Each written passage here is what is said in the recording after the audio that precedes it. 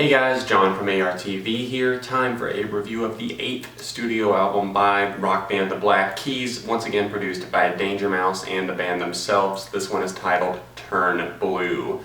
First impressions of the album, and still my current state of mind on it. A little bit underwhelmed here on this thing. The album as a whole feels a little bit heavy, a little bit emotionally heavy, I should say. Dan, the lead singer of the band's emotions have obviously influenced this. He went through a divorce. That came out a lot in the writing, and I'm not saying that this album is poorly written necessarily. Some tracks I feel are. Fever is one that just absolutely blows my mind because it's just ridiculous in terms of how it's written to me. It's just so simple. It's very poppy. It's got a kind of a catchy synth thing going on there, and some of the bass parts on it are pretty cool, but as a whole the track just really gave off this odd vibe. I wasn't exactly sure what the Black Keys were going to be doing on this new record, Turn Blue.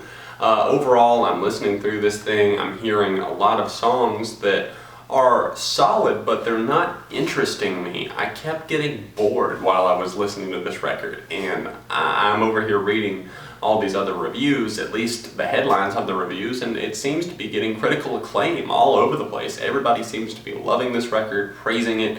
I just can't do that. It's something that I get distracted while I listen to it. It's something that it's not keeping me fully engaged. I think a lot of what they did with the instrumentals on these songs just were very lackluster compared to their past two albums. I'm definitely a fan of some of the newer stuff from the Black Keys. I really like the album El Camino, Brothers, even some of their older stuff like Attack and Release. But this record to me just does not feel like the Black Keys. It feels like more of an identity crisis. There are some really solid tracks on this record. Of course, I got my criticisms out of the way first.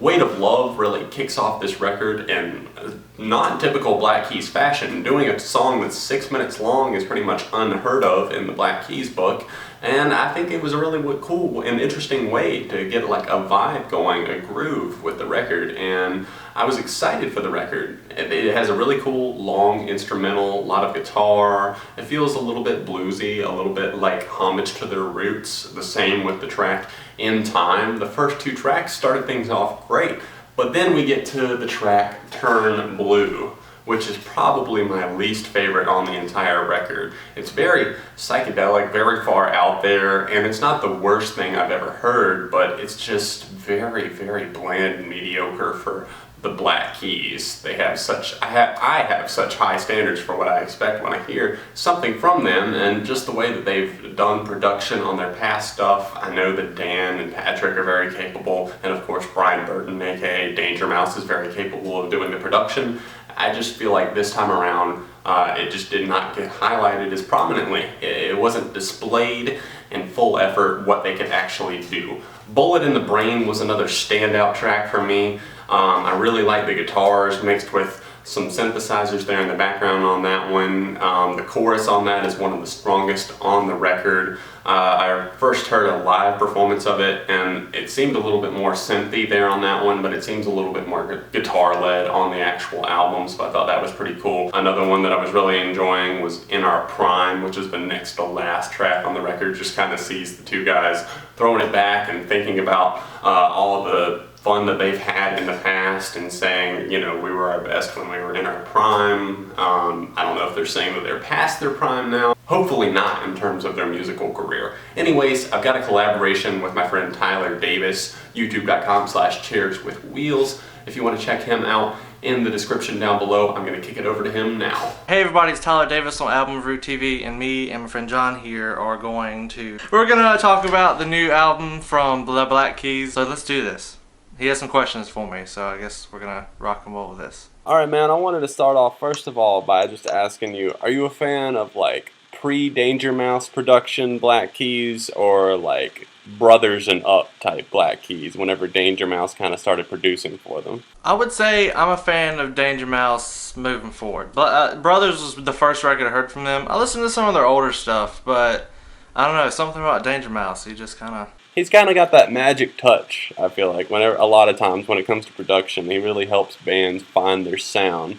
But the Black Keys back in the day, it was just like, you know, guitar and drums. On this new album, what do you think about all the extra sounds that are in there? I mean, there's so many other things that they've kind of added in there to try to go for this psychedelic feel. Do you think it's too much? I would say it's too much, mostly because, well, it's on every track, and it kind of is repetitive. I think the album really does tend to drag. I mean, me and Tyler were even talking before this, and we were both, I think, agreeing that the album just kind of as a whole feels boring, you know, to really put it bluntly.